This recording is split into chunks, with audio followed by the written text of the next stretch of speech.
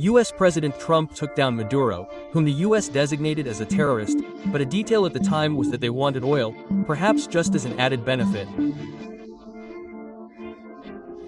The Trump administration's anti-China stance continued to be displayed in this arrest operation. Going back 20 years, China had almost no commercial activity in Venezuela, but by 2024, bilateral trade between China and Latin America had exceeded $500 billion, and trade is only a part of it. China's state-owned mining companies can mine important minerals in Peru and Argentina, and even importing soybeans from Brazil is a crucial key.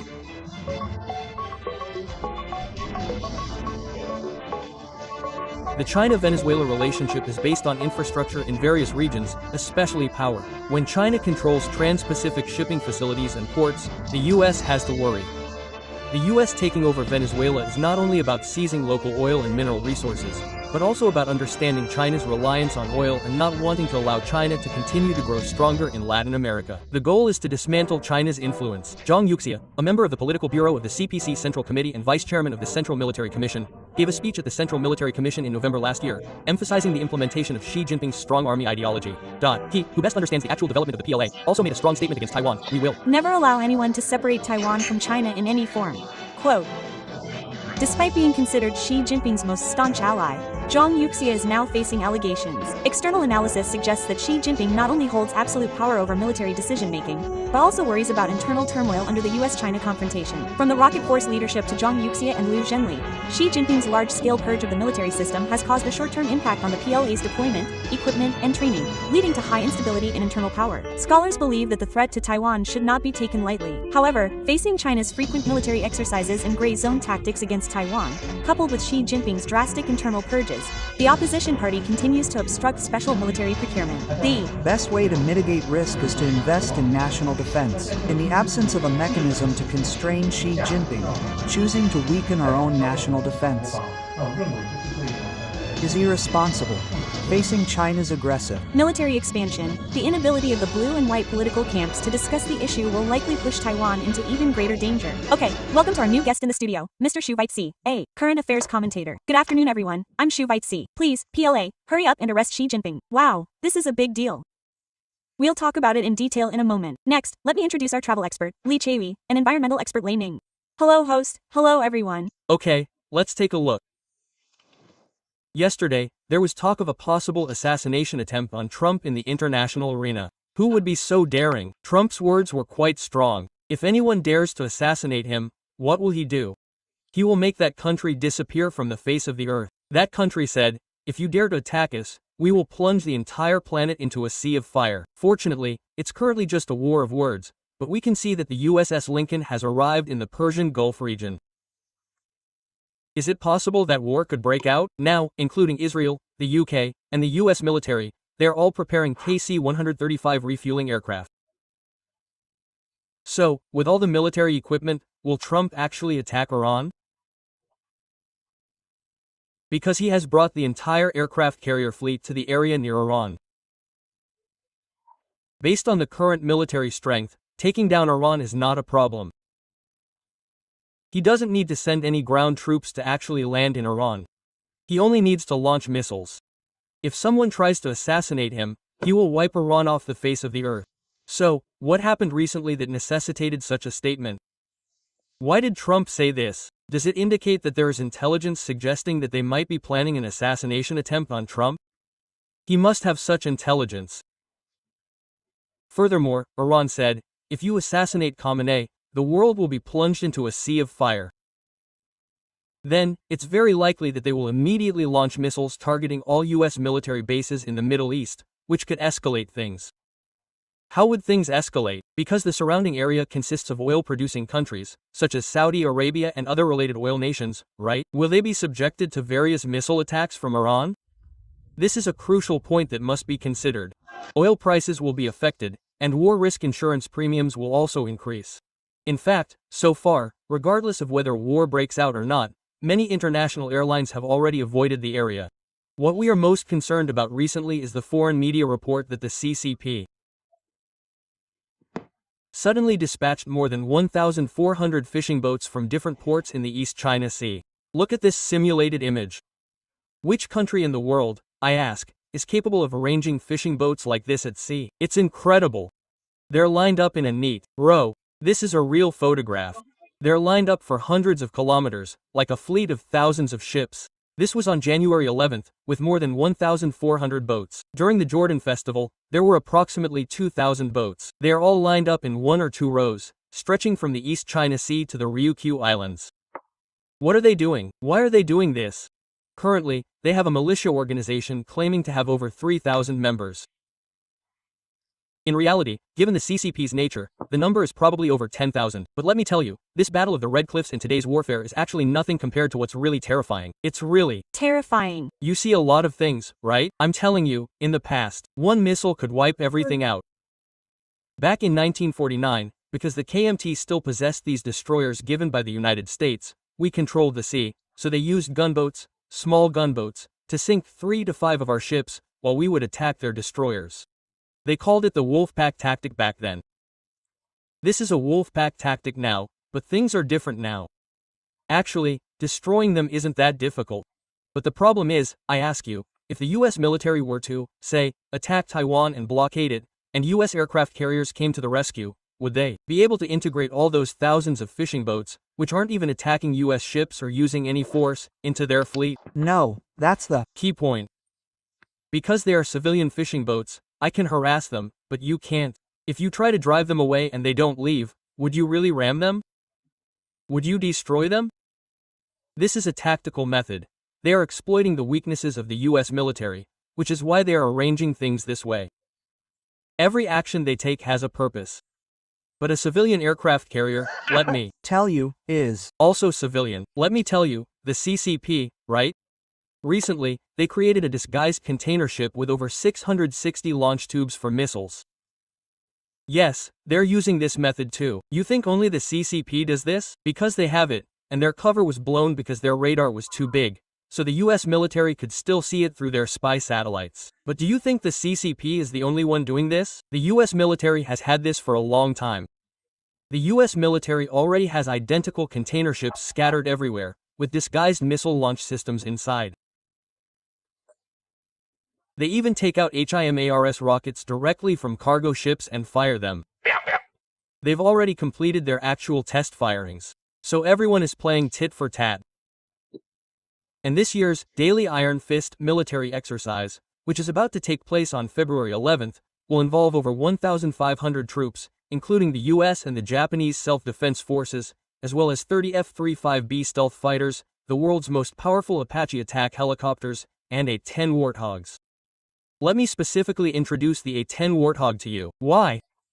The A-10 Warthog, this aircraft, flies slowly and isn't that powerful, but it's a very good weapon for protecting ground troops and annihilating enemy forces.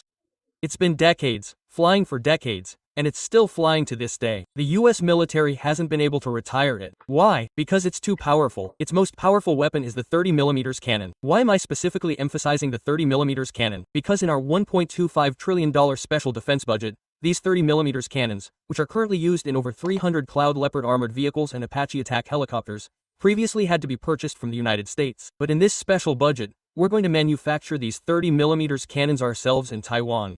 So, with these shells being manufactured in Taiwan, we won't have the situation we have now where all the abandoned ammunition depots in Taiwan have been replenished. This is because the US and China, are conducting their own wargame exercises, but Taiwan itself must also be self-reliant and strong. Okay, so we see that between the US and China, these two powers, is there a compromise? But China has had a lot of problems recently. Before, many overseas reports said that the first vice chairman of the Central Military Commission of the Communist Party of China might have been arrested, but it was just a rumor. However, on Saturday, Xinhua news agency confirmed that he was indeed arrested, and it's related to corruption. Let me tell you what happened. This January 20th, everyone, this was a very big event.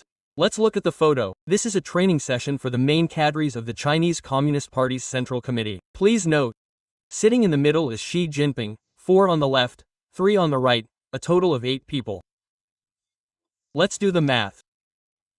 Let me explain first. There are 7 members of the Politburo Standing Committee, 2 vice chairmen of the Military Commission, plus Xi Jinping, so there are 9 in total. So normally, there should be 9 people in this kind of big event. But look, Zhang Yuxia is missing, and Liu Zhenli is also missing. Okay, So they're missing. That's a small thing, right? Maybe they have a cold. Maybe they have the flu, right? Unexpectedly, Xinhua News Agency released a major piece of news on Saturday. These two corrupt officials have been double fired, expelled from the party and dismissed from their posts, arrested by the intelligence agency, and their entire 9 generations of family members are implicated. What does implicating 9 generations mean? It's not just arresting the person themselves. Family members and relatives with any financial connection will all be arrested. This is a huge problem. Why is it such a big problem? Let's look back at something else. In the past, during Xi Jinping's consolidation of power within the People's Liberation Army, where did Xi Jinping come from? Let's look at this chart. Xi Jinping himself is from the Zhejiang and Fujian factions. He never worked in Shanghai. After arriving in Zhongnanhai, his control over the central government wasn't strong enough. So he often said, when we were young, Zhang Yuxia and I grew up wearing the same pair of underwear. Why did he say that? He always considered Zhang Yuxia his older brother. Why his older brother? Because Zhang Yuxia is 2 years older than him. In China, we all know that if you go to those so-called major military regions next to Zhongnanhai, what are major military regions? Military compounds. Everyone lives together, so children play together since childhood. They played together when they were young, and then they went their separate ways as adults. But China has a very troublesome past. For a period of time, the People's Liberation Army had to be self-sufficient. So many people know that the biggest hotel in Beijing, called Tianshang Renjian, Heavenly World, was owned by the military. Many people from the PLA have stayed at the Great Wall Hotel in Beijing. The Great Wall Hotel is amazing. It's right at the best scenic spot on the Great Wall. How can you look down from there? That belonged to the PLA, because in the past they had to be self-sufficient. Because of this self-sufficiency, there was a huge shortage. For example, if you were in maintenance, supply, or related fields, a single position could be sold for millions of yuan. A major general, a lieutenant general, all had price tags, tens of millions of yuan. You spent so much money to buy this general's position. Wouldn't you want to recoup your investment? So, petty officials engage in petty corruption, mid-level officials engage in mid-level corruption, and high-ranking officials engage in massive corruption. This has been a common practice in China for a long time. However, in the past, China often covered up such things repeatedly. But under Xi Jinping, he cracked down on corruption and did this. Now, entering his 3rd term, he has even arrested 2 high-ranking officials. But the crucial issue now is this. The Air Force is lacking personnel, the Navy is lacking personnel, the Rocket Force has been completely dismantled, and now even the Vice Chairman of the Central Military Commission, who has the final say? Xi Jinping has the final say. But can Xi Jinping, with his 2 million strong army, personally manage and oversee every single person? I don't think so. Therefore, currently, mid-level cadres and newly emerging cadres will definitely pledge their loyalty to Xi Jinping. That's one thing. Was Zhang Yuxia arrested by Xi Jinping or by Xi Jinping's political rivals? I think it was Xi Jinping who ordered the arrest. Because for Zhang Yuxia, he was a supporter of the Red faction in the past. What does it mean to be a supporter of the Red faction? For China, this was a practice that continued until Xi Jinping's time. How did the Chinese people describe it in the past? They said, our descendants will not betray us. So, the 2nd generation of political elites would continue the legacy. And in passing on the legacy, they wouldn't choose names that sound like Bing or Anon, etc. Those names are irrelevant.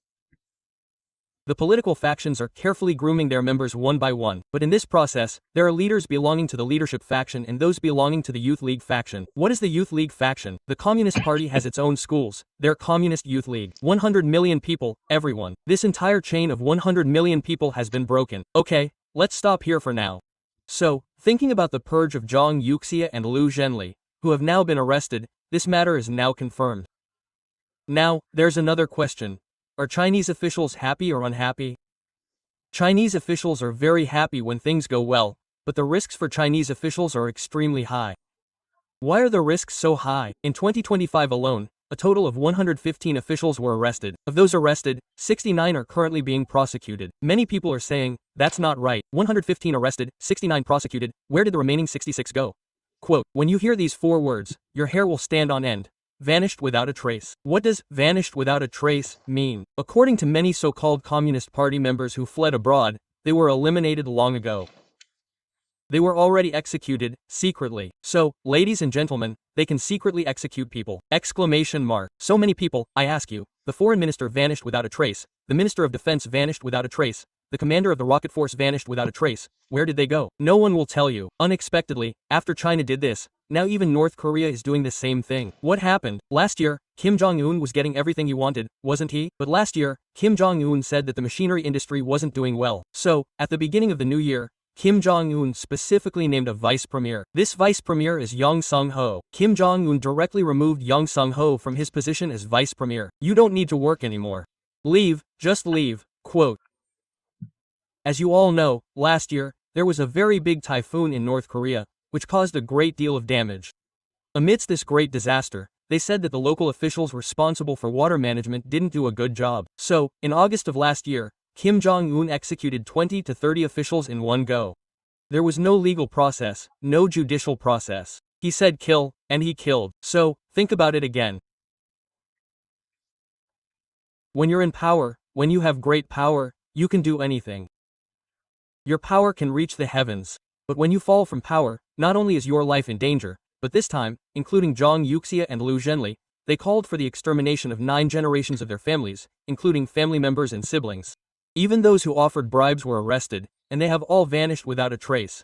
Okay, the most shocking big news this Saturday is how the Chinese military will be reshuffled, which is a major focus of attention in the coming days.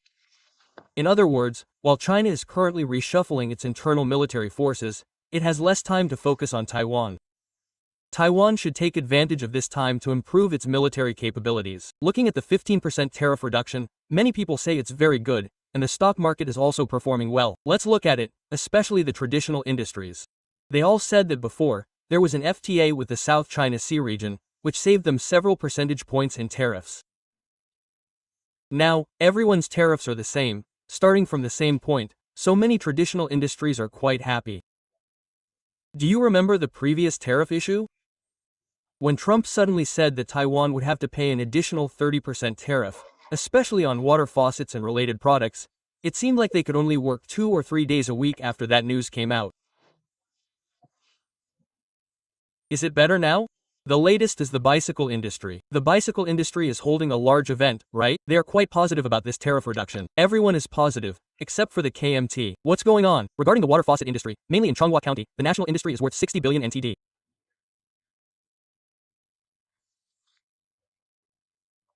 About 70% is exported to the United States. Last April, there was an additional tariff, 23%, 23.6%, 22.6%, and 28% growth in several lines of business. So, orders were suspended then, and they said they would only place orders again if needed, and the industry went into a kind of hibernation.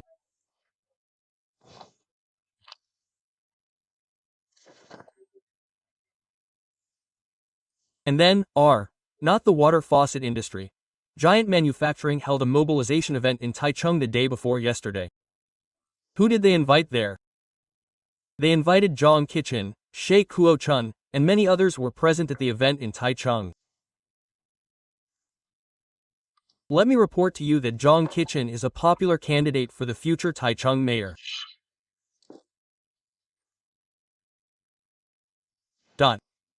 So, on that day, he also had to respond to everyone's opinions, but he said that the 2 words, tariff reduction, have a lot of room for interpretation.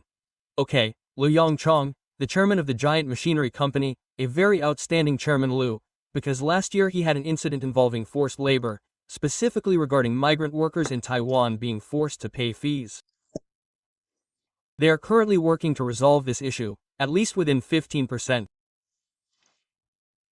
Liu Chongjin, this supplier, and his company, including one factory, actually account for about 5% of the US production for jet. But more importantly, his influence is significant. The legislator for the 4th constituency of Taichung City, Liao Weixiong, wants to give Liu Yongchong a hard time. Liao Weixiang's mother's second sister, Huang's sister, is Liu's wife.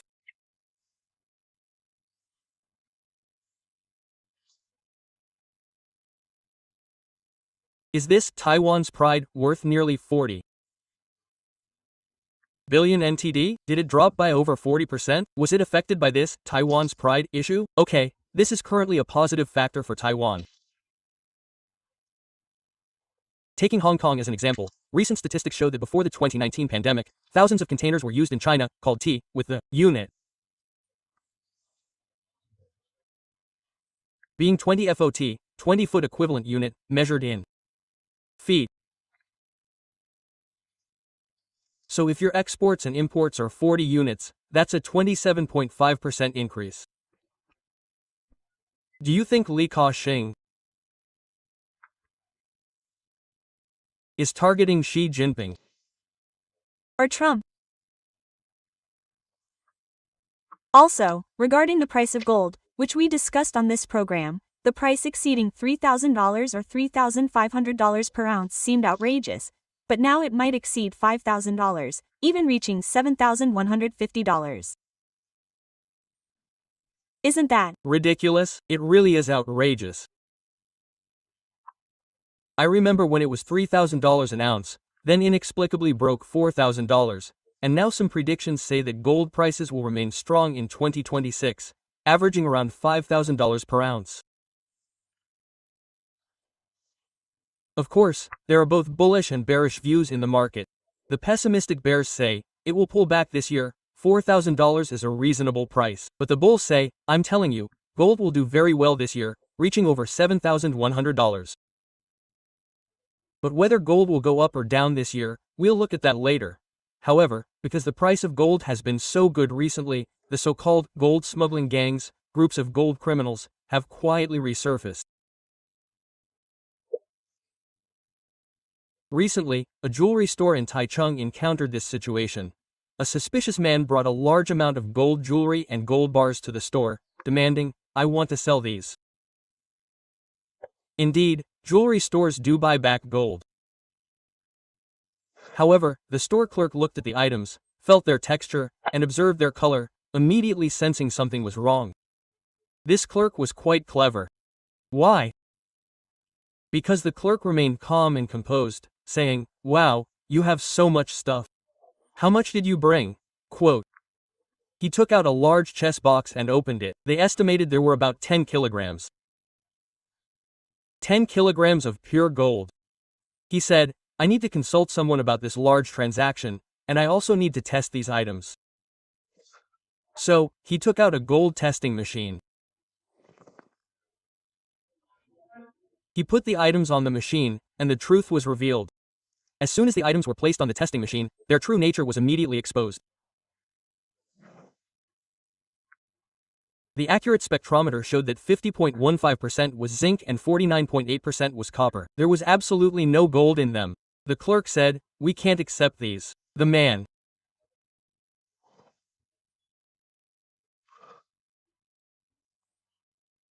then started yelling and banging on the table. After this video was released, a business owner in Taoyuan said, yes, that's the scoundrel. He tried the same thing in Taoyuan recently. However, the Taoyuan business owner didn't have a gold testing machine. Hearing from people in the industry, some small jewelry stores might not have the budget for such a machine. He said, it's okay, as the saying goes, true gold fears no fire. He went back to basics and used a blowtorch. He sprayed the items with the blowtorch, and upon spraying, they oxidized. This indicated that they were mixed with impurities. I have a very famous case in Hyogo Prefecture, Japan, about a woman named Golden Grandma. This Golden Grandma, in Hyogo Prefecture, was truly like a wolf in sheep's clothing. Why? Because every time she bought gold, she only bought 100 grams. 100 grams is very little, right? But she only bought 100 grams a year. Just 100 grams a year. She just saved up a few thousand yen from her grocery money. Let me explain. 100 grams is 2 to 3 taels. 2.3 taels is not a small amount, but she kept doing this year after year. She bought gold from the age of 30 to 70. Wow, buy. The time she finished, she had accumulated more than 4 kilograms of gold bars. Yes, over 4 kilograms of those small 100-gram gold bars. The result was incredible. She's 70 years old now. Do you know how much that gold is worth now? She bought and bought and bought. What was the total cost? 15 million Japanese yen. Let me tell you, this woman's 4 kilograms of gold is now worth 100 million Taiwan dollars. She probably didn't continue buying after that. She's over 70 now. She didn't even know she had so much money. It was her children who suddenly found out that their mother had 4 kilograms of gold. The whole family was shocked, like they hit the jackpot. This is just like what's written online. My grandma didn't do anything special, she just suddenly became rich. Why does this strategy of consistent investment work? In the past, many people hid gold inside Buddha statues. Because thieves wouldn't dare steal Buddha statues. Then some people collected Buddha statues and found gold inside. They also became rich overnight. But there's a side effect. Since the price of gold increased, many grandchildren started frequently helping their grandmas clean the house. This is more troublesome. Grandma wondered why they were so well behaved, always wanting to help with chores. I know a friend who also heard a certain master say that buying TSMC stock was the right thing to do. So when TSMC was 40 NTD, he silently decided that he would buy 1 share of TSMC every month. In the first month, they bought a car for 40,000, and in the second month, they bought another one for 40,000. But they only kept it for 2 months. They didn't persist like that Japanese golden grandma. Now, let's look at the current situation with cars. There's been a huge change because the zero tariff policy should, or rather, will likely be announced. It's almost certain. What impact will this have, especially on the power car business? In the past, some people made a lot of money from power cars. What impact will this have on us now? A while ago, the San Juan Group, which has over 300 power cars, operates as a vertically integrated enterprise.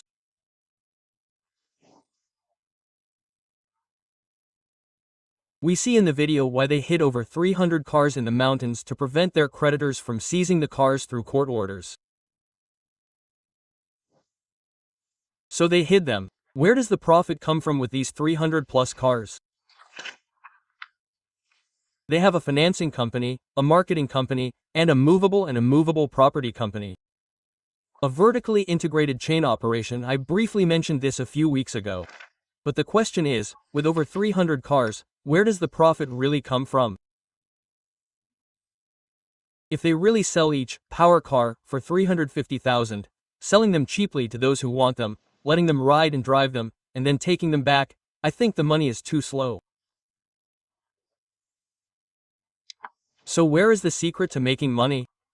He said that even their competitors don't necessarily know, because it's a secret that can't be told. But one person knows: the police definitely know. The police have been investigating, and he said they probably already know how to manipulate the market and how to make money in the middle, but they can't say it, because if they do, everyone will copy it.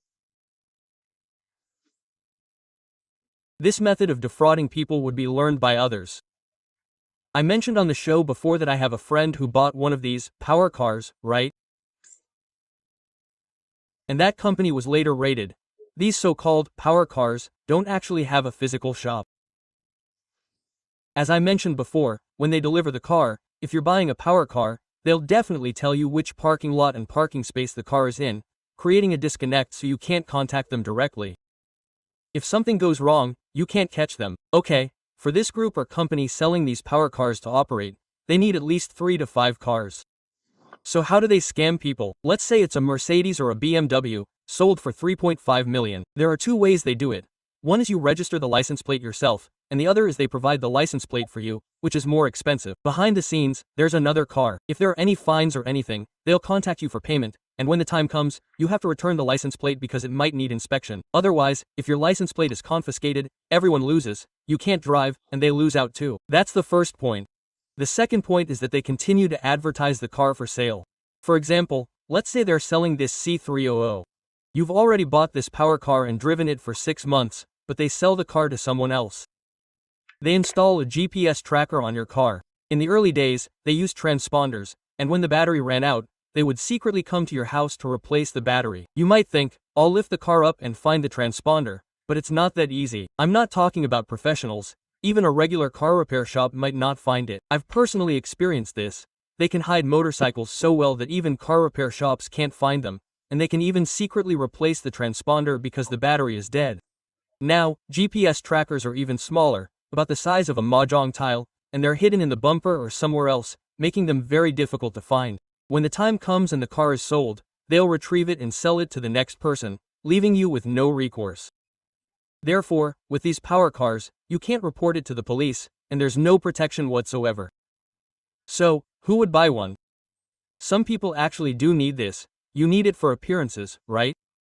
To show off, and also so that if you crash the car while speeding, you won't feel so bad. That exists too. So, really, high-performance cars, in today's society, in this social media platform, personally, the biggest challenge was staying calm. Like, it's kind of intense, so many people watching, but then honestly, they're all wishing me well. Basically, it just makes the whole experience feel almost more festive, and so then for the project to come together more than a decade later, I'm like, Oh, it's so great, what an opportunity. Yeah, such a pleasure. Alex Honnold climbed Taipei 101, deliberately pausing where the Republic of China flag was flying, waving to the crowd and broadcasting "Live to the World," even making headlines in foreign media. I'll change all of this here too, yes, so it can be filmed in any way. Actually, usually, only one of the 5 flagpoles has the national flag. The CEO, Mr. Jia Yongjia, pulled off a brilliant move. Netizens flooded the comments, spreading Taiwan's image. Seeing this scene is truly moving. Thank you to Mr. Jia for his ingenious idea. It shows that we Taiwanese people have this kind of spirit. We dare to do this. Thank you. Jia Yongjia also posted a photo of himself embracing Honnold, even shedding tears of joy.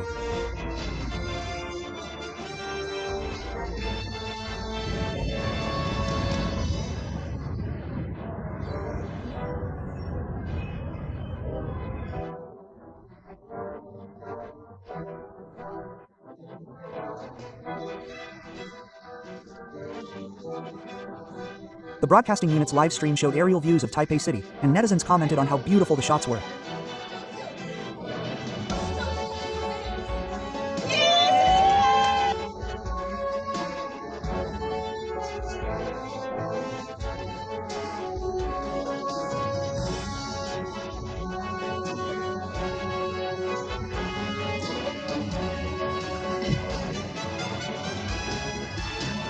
This event not only attracted attention throughout Taiwan, but the whole world was watching. There were even international betting pools discussing the climbing time. Even Chinese netizens who couldn't watch the live stream followed the event. Especially after Honnold successfully reached the summit, related posts continued to gain popularity, and Taipei 101 trended on Weibo. Honnold climbed to the 70th floor of the Google office, where employees held up homemade signs to cheer him on.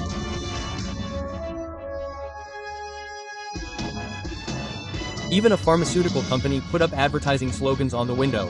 After all, this was a great opportunity to market Taipei and let the world see Taiwan. Okay, let's take another look. The stock market has been hitting new highs recently. You think it's already expensive, right? But it's going to continue getting even more expensive. So, recently, quite a few so-called young stock market millionaires have emerged.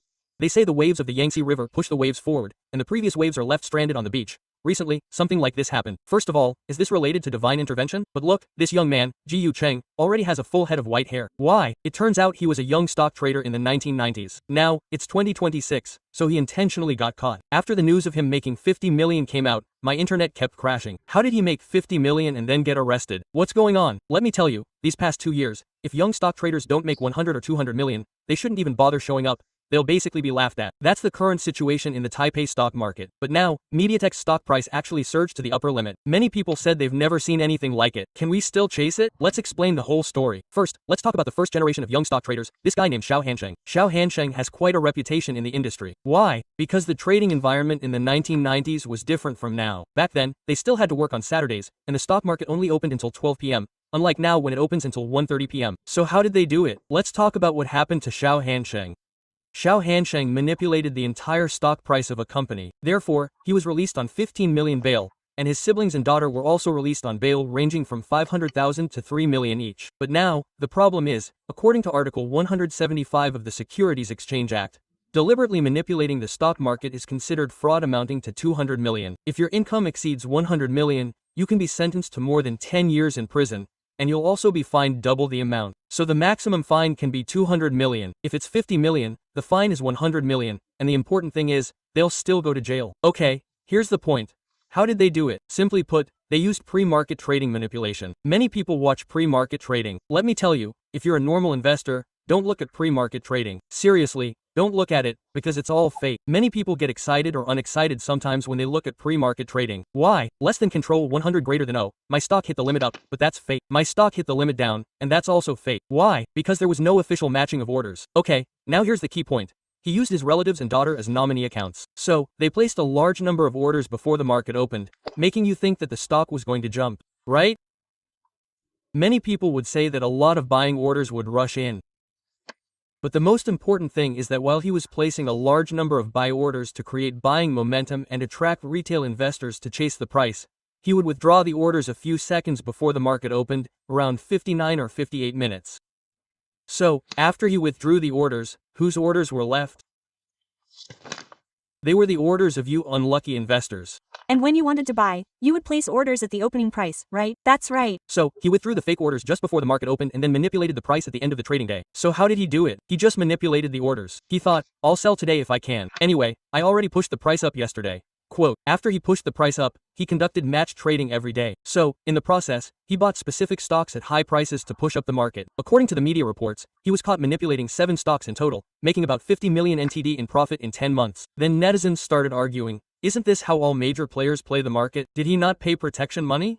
Quote, actually, many people have been investing in ETFs recently, and they've made even more money than this. Honestly, let me give you a simple example of those who made money from ETFs recently. Take Nanya Technology, for example. The stock price was 167 NTD at that time. We all know that all ETFs needed to buy more than 120,000 shares. Recently, the price rose to 256 NTD. There are many details involved in this, but the point is, this Mr. Xiao's family is incredibly amazing. Why is it so amazing? Xiao Hansheng is a first-generation young stock market whiz. His father is said to be a famous traditional Chinese medicine doctor in Taipei. His mother even opened Taiwan's first investment consulting company. Let me give you some background information first. Nowadays, starting a business requires 100 million yuan, but in the old days, it only needed 1 million yuan to start. That's why it was so easy to start a business back then. They even said he started watching the stock market at the age of 10.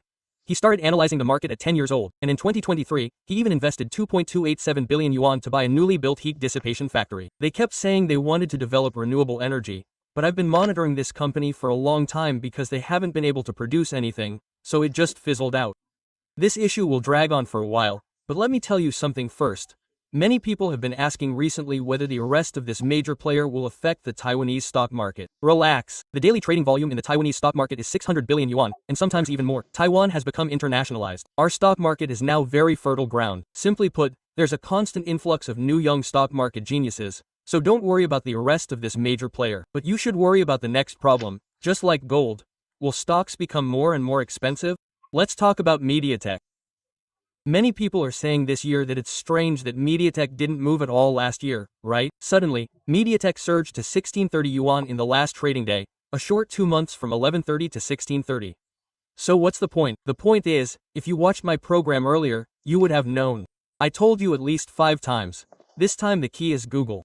That is to say, NVIDIA's large model is too power hungry and slow. Now it's switching to small models for TPU. Google says I can't do it alone. I need to recruit talent from all over the world, so MediaTek is working with them. MediaTek also works with Nvidia and Google. So, in the short term, will we see 1800? We'll continue to watch, but you need to listen carefully to what I'm about to say. Why do you need to listen carefully? Taiwan is currently experiencing what's called a battle for the second in command. What does that mean? TSMC is undeniably the number one, the biggest, and Taiwan's national treasure. But before, the competition for the second spot was between companies like Hunhai and MediaTek. Now, a new contender for the second spot has emerged, and when everyone looks back, they're surprised to see who it is. Why? It's Delta Electronics, famous for its power supplies. Why Delta Electronics? You have to understand that each era has its own shift. In the old days, when consumer electronics batteries were at their peak, who was the king? Largan Precision, making camera lenses. But who is the king now? It's companies making power chips for AI. We've looked at all 29 stocks priced over NT $1,000. Only 2 aren't AI related, the rest are all AI. But for AI, what's most important in the end?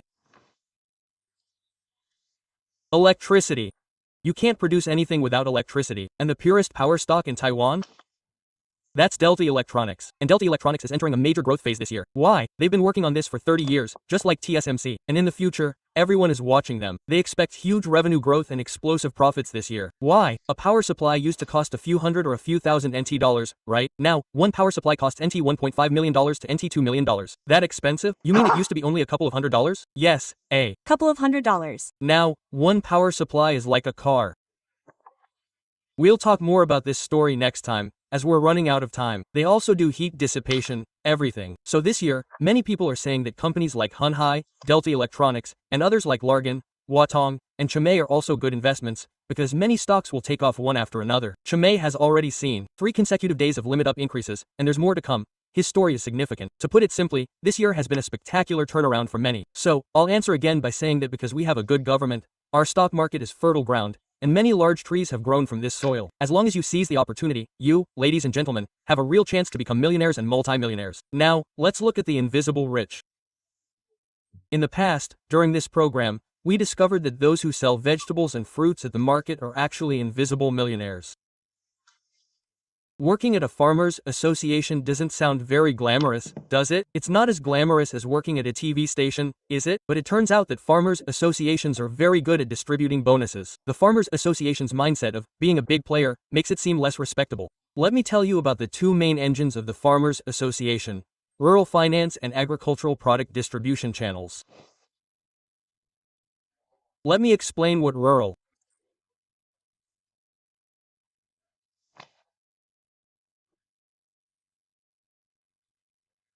finance means, especially loans and deposits. Let me give you an example. In recent years, some real estate areas have done well, such as industrial zones, the Central Taiwan Science Park, and Nantou.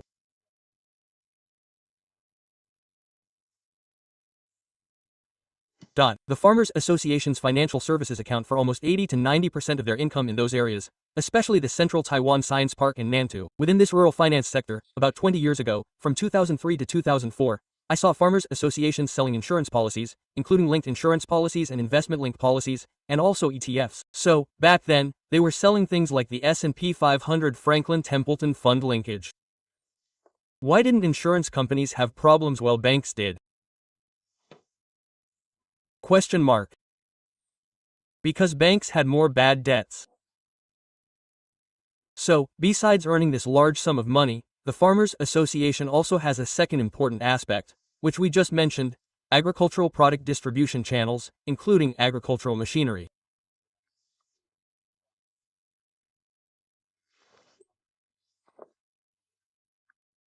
I remember back around 1992, when I was preparing for the TOEFL and GRE exams, my neighbor was preparing for the TOEFL exam too. I saw a farmers' association.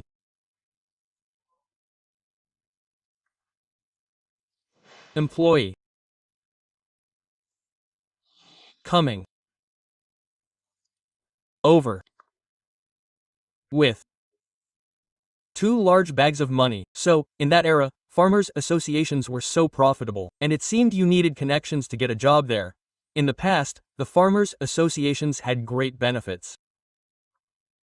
The 6 major farmers' associations always had high scores, approaching 90. What have these farmers' associations been doing lately? Let me give you an example. There's a large farmers' association in central Taiwan. Inside the farmers' association, they arranged for villagers to go on a trip to Japan, even hiring Japanese masters to teach them how to make sake. Generally, our Tainan number 11 or Taigang number 9 rice sells for about 35 to 50 NT dollars per caddy.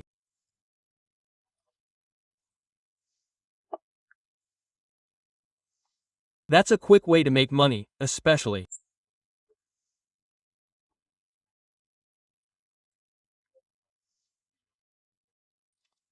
with tourist factories and fruit wine.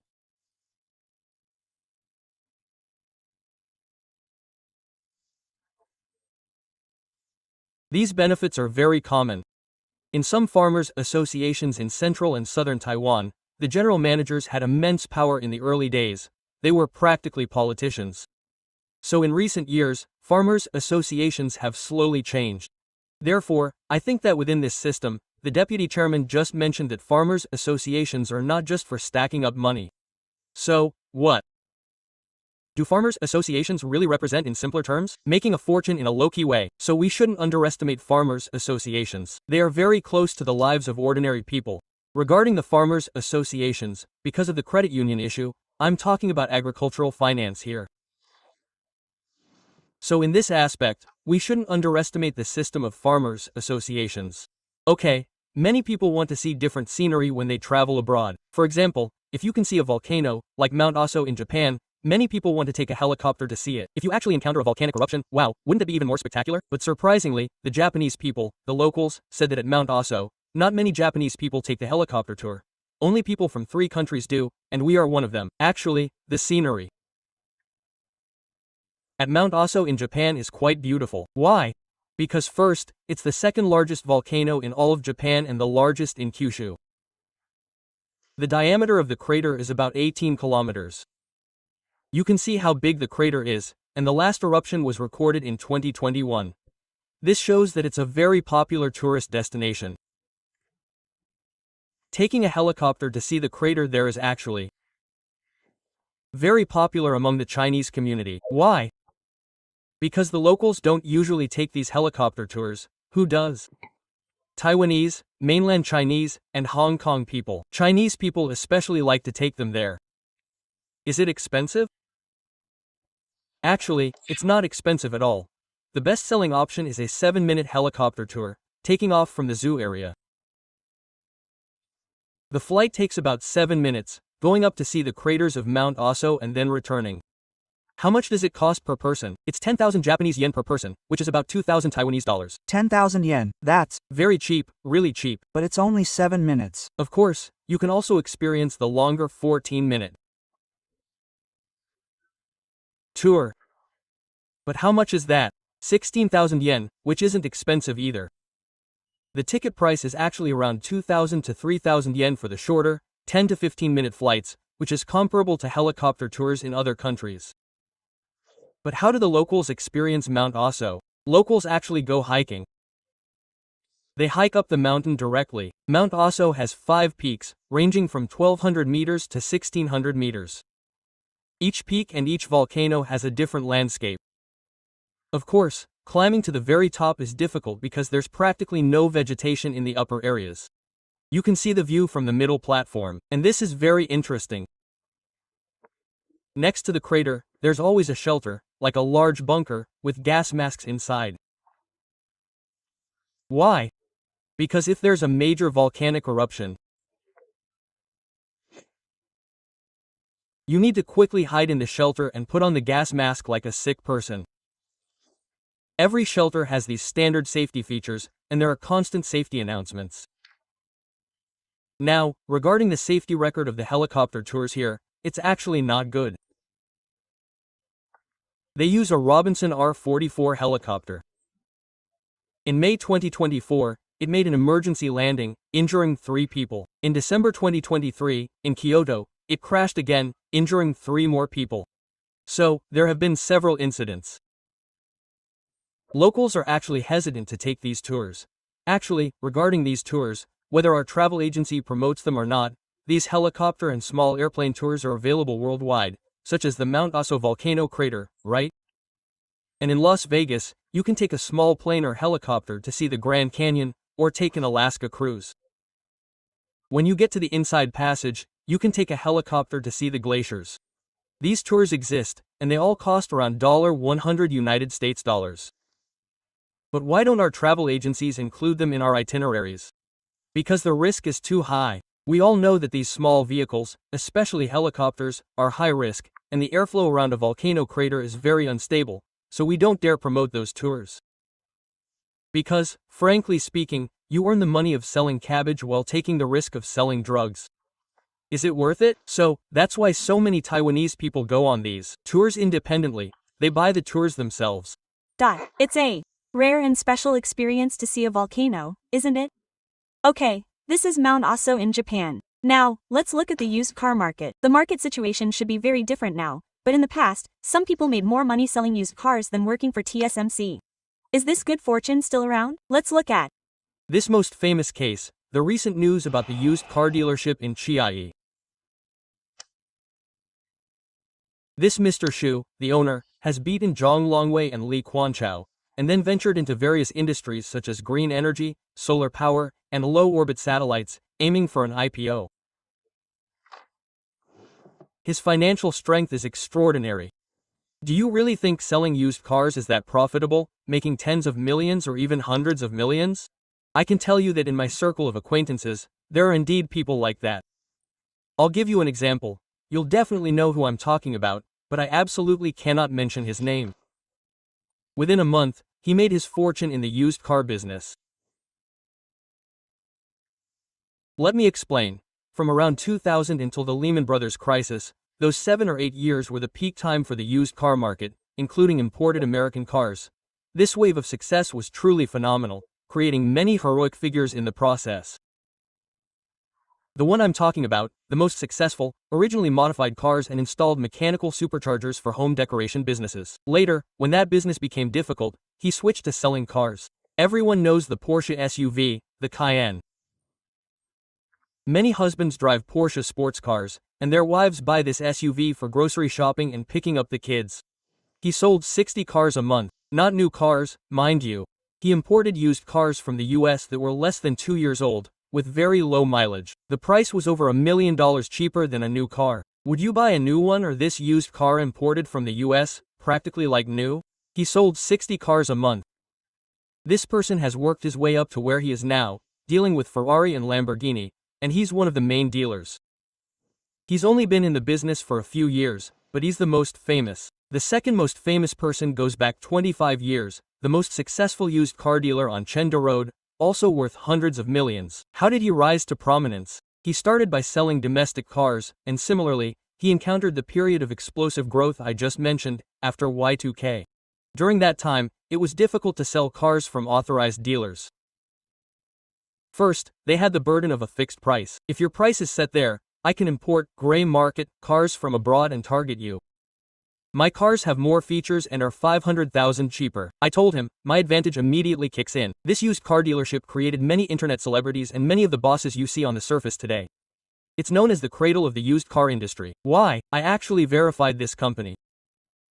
The basic salary was only 6,000 NTD back then, which shocked me. He told me that their best salesperson can sell 50 or 60 cars a month. I thought, 50 or 60 cars? That's one car a day, even selling cars in your dreams while sleeping. He said their monthly sales volume is usually over 35 cars. It's really not an exaggeration at all. They can sell 50 or 60 cars a month. I thought to myself, selling 50 or 60 cars means selling one car a day, even selling cars in your dreams at night to be able to sell so many. He said their monthly sales volume can reach more than 30 or 50 cars. This is really not an exaggeration at all. So why are they so good? Salespeople have to take classes, including psychology and marketing. And how do they sell cars? What kind of cars are popular in central and southern Taiwan? Can you sell to central and southern Taiwan? And what about the luxury cars? That's the market in northern Taiwan. How do you allocate salespeople? What are your strengths? What kind of customer base do you target?